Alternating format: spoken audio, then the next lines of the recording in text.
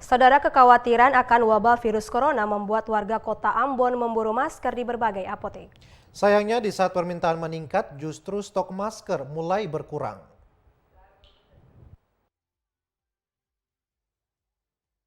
Stok masker yang mulai kosong di beberapa apotek di kota Ambon diakui petugas apoteker yang dikonfirmasi TVRI Rabu pagi. Bahkan di salah satu apotek, penjualan masker belum dapat dilayani dikarenakan ketiadaan stok. Padahal permintaan dari warga semakin meningkat seiring wabah virus corona yang menyita perhatian dunia dalam beberapa pekan terakhir. Menyiasati banyaknya permintaan, beberapa apotek yang masih menyediakan masker mulai membatasi jumlah yang dijual. Biasanya masker bisa dibeli dalam jumlah banyak, namun saat ini hanya bisa dibeli dalam beberapa pieces.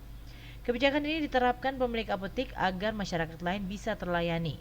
Kelangkaan stok masker juga berimbas pada harga jual yang diberlakukan.